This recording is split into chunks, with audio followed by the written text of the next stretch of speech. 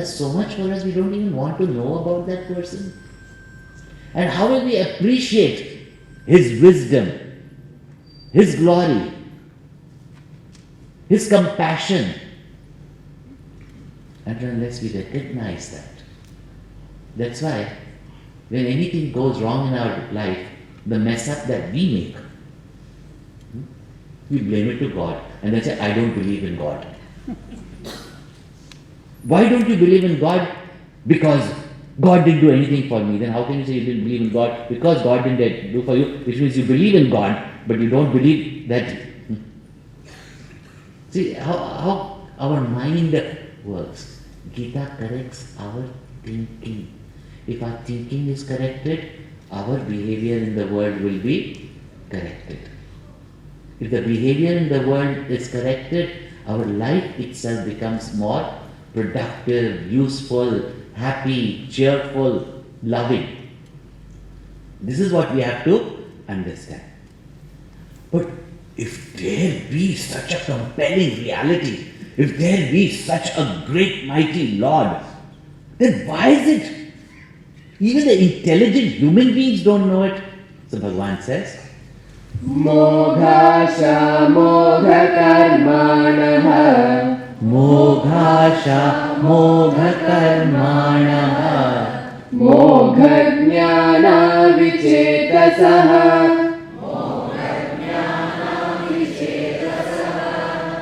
Rakshasi masurim chaiva Rakshasi masuri chaiva Prakritim mohinim shrita Prakritim mohinim shrita Mahatmanastu mam partha Mahatmanastu mam partha Daivim prakritim ashrita Daivim prakritim ashrita Bhajantyananya manasaha Bhajantyananya manasaha Jnatva bhutadim avyayam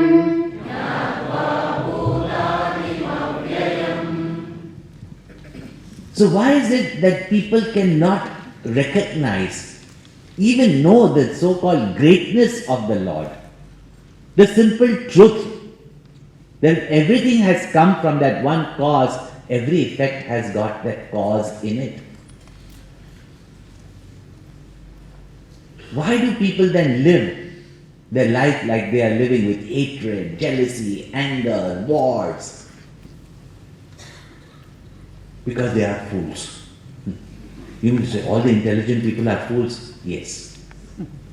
If you call intelligent people fool, nobody likes it. So Bhagavan says that even though we have the intelligence, and even amongst us, sincere sadhakas, if we say, knowledgeable, sincere, what happens? In spite of we knowing it also, what happens? We have to find out that cause also. That there come certain phases in our life that we totally turn away from divinity. Or there are even certain moments in the day where we get so carried away that our behavior is nowhere near divine. So Bhagavan says, Moghasha. Mogha Asha, false hope, vain hope. Asha means hope. Hope means desires. And vain hopes, expectations, desires. And out of that, Mogha Karmana. Actions also born out of vanity, born out of false expectations. We do certain things and expect some other results only. Less work, more pay is the philosophy of our working culture in India. Actually everywhere, but we think that we will not work, but we should get more money. This is called as Mogha Asha. And because of that, Mogha Karma also. Now, if you want to know in details, we don't have time to go through all that, but you must read Bhaja Govindam of Shankaracharya. What are these Mogha Ashas? Just briefly, we think that life is long and we live forever. And that's why there are people say, "Arey, you're so young now, why are you studying the Gita? It's meant for dying people." Gita teaches us how to live so that we can die gracefully. Nobody has to be taught how to die. You're going to die in any case. A dying man studying the Gita with the hope that afterlife will be great. See, Asha, false. There samprapte sanhite kale nahi nahi rakshati dukrinkarni. All the education, all the so-called PhDs, doctorates that we have got, it can help us to how to make a living. Even that is not guaranteed, really speaking. Yeah. Those who have not studied anything are multi-billionaires of the world. And those who have studied are working for them for some salary. See, the irony of life is called moghasha. I'll study more and more. Are you going to conquer death with that? Are you even guaranteed to get a living? Then, all our life goes in earning money, but for what? For my family. You have no time for the family. But money for the family. Or with the hope to enjoy. But the time you've earned money enough to enjoy, you're so old that you can't enjoy anything. This is called moghasha. I'm not talking about vain, arrogance of Rakshasa. They're also coming with, Then we think that pleasures will give us happiness. So more we go for parties, the more we go for a movie, the more we go for eating outside, the more we find means of entertainment, we will be happy. See, wealth can give us, wealth is required to sustain life, but wealth cannot give you happiness. Nasti tata sukhalesha satyam. Pleasures can give you enjoyment, but not happiness. Because pleasures themselves are due to sense contact with sense objects. They can only be temporary. We are seeker of permanent satisfaction, permanent happiness, and day and night goes acting to get pleasures, and therefore moga karma. And we get cheated in life because no amount of finite pleasures can give us infinite happiness. If one object cannot give you happiness, more of that object is also not going to give us happiness. These are called as moghasha, mogha karmana. And therefore our whole life goes wasted. Even at subtler level, we think life is there only as long as this body. The whole life goes preserving this body and do nothing for the soul. Yeah. So, moghasha, mogha karmana. And all this is mogha jnana. What is our understanding of ourselves? What is the understanding of our life? Even in religion, the havoc that people have created over the world only for power, not for true spirituality or devotion to God. Even in religion, what knowledge is there? Only for self-power, for selfishness, therefore mogha jnana, vichetasaha. And living such a life, finally we lose. Chetaha means any form of discrimination, even that capacity of being aware, intuitive, vichetasa, senseless. Rakshasim asurim chaiva, prakritim mohinim shrita. That everything comes from my nature. In the nature, those who create or develop or identify or attach to my mohini nature. Later on, Bhagavan will elaborate on this. 3 are the modes of creation or moods of the mind. Sattva, Raja Tama. Tama and Raja, ignorance and projection. These are the Mohini Prakriti. And Sattva is Daivi Prakriti. It will be elaborated later on in 16th chapter, all the Daivi qualities and the Asuri or Rakshasi qualities will be pointed out. And I tell you, that's quite revealing. Huh? And why? Because of Sattva, Rajas and Tamas. In case we say the same divinity is there in everyone, in the good and the evil, then why can't the evil person see it? Or we can't see it in the evil person? There were people, one question that people asked also. Swamiji, you say God is in everyone. How can I see God in a Hitler? In a Ravan? And these days, Ravan, they can see God. In that Ram who left Sita, you know.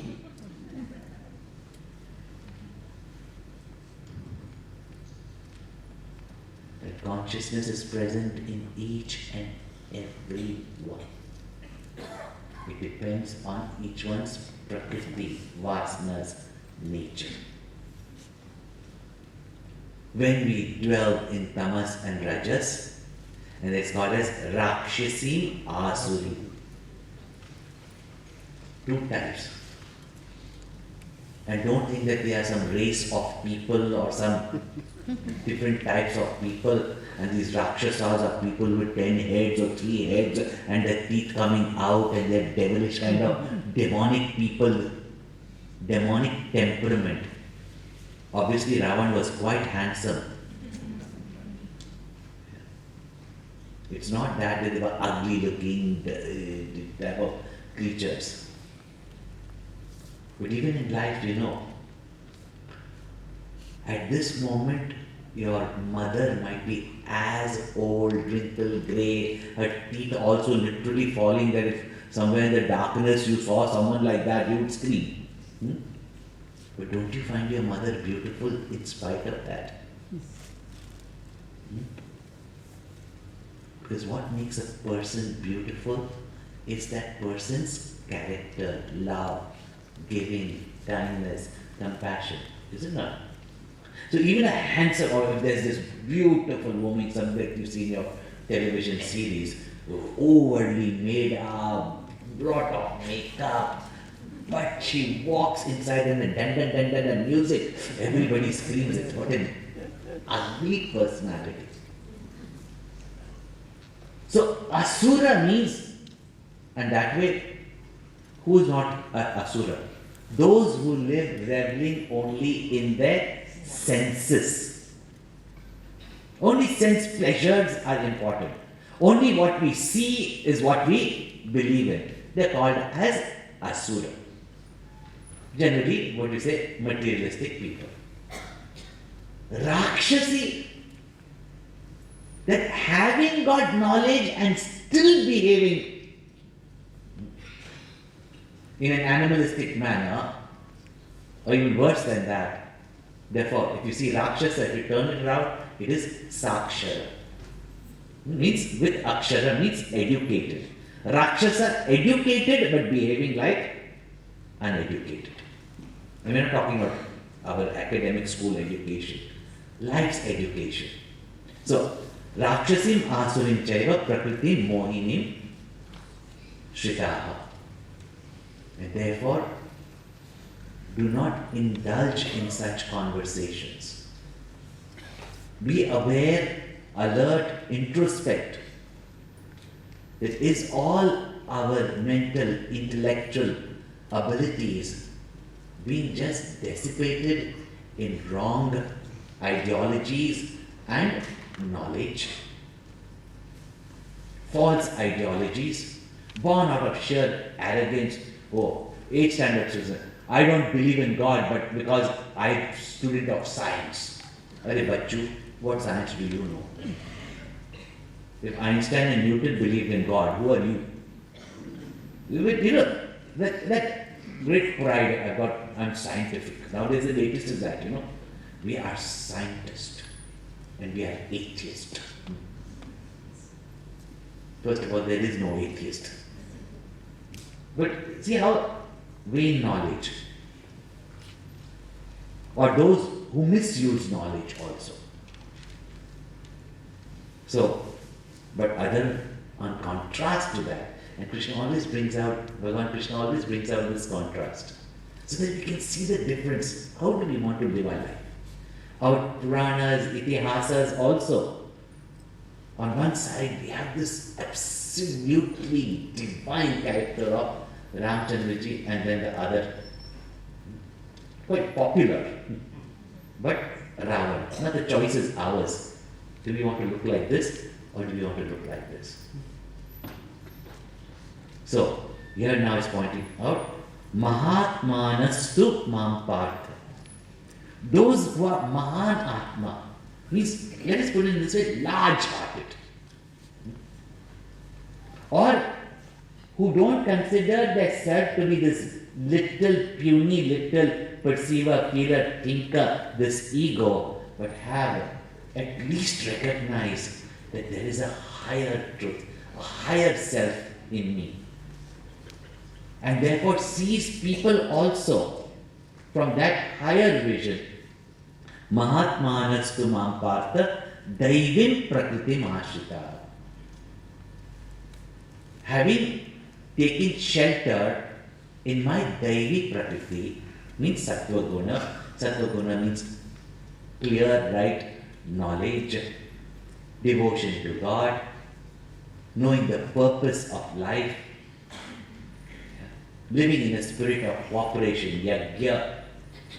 And all this will be explained. I wonder what the following verses are going to say.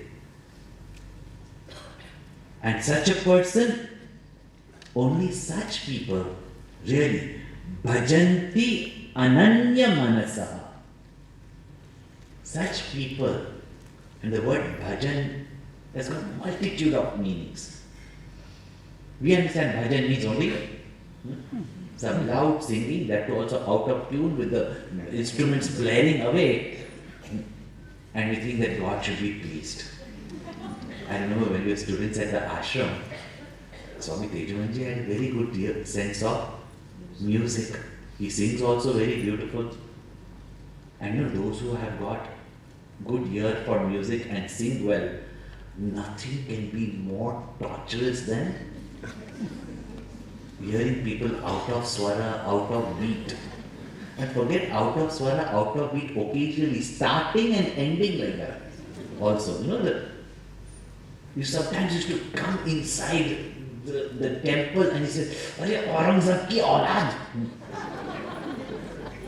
But then he would come, sir, and he would say that.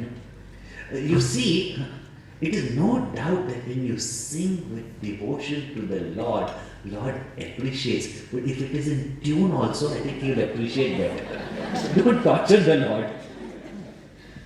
So bhajan does not mean only singing, it's a form of bhajan. Bhajan means to not only just worship, but bhajan means seva. And all worship is actually a form of seva. When you do it symbolically to an idol, it is called as worship. But if you see all the steps that are there in the Shodasha Upachara Puja, what is it? It is serving the Lord. So bhajan means service. Bhajan means to seek. Bhajan means to identify. Bhajan means to love. All this, no? So, such a person, ananya manasa, with mind single pointed, is what ananya is going to come up, and we will see what it means. That ananya manasa, with no other, single pointedly worships me. How? The true devotion can come only when gyatva bhuta adim avyayam. Knowing my complete Supreme Lord as the source of all beings. Now the source of all beings, I've given the introduction. It doesn't mean only that God is so great that everything has come from Him. If everything has come from Him, He is in everything. Have a greater knowledge, vision. Then only our hearts will be large to give and to forgive. This is what Bhagavan is saying, that such people will indeed adore me, worship me, serve me, behave in this world in a divine manner. They are called as Mahatmas.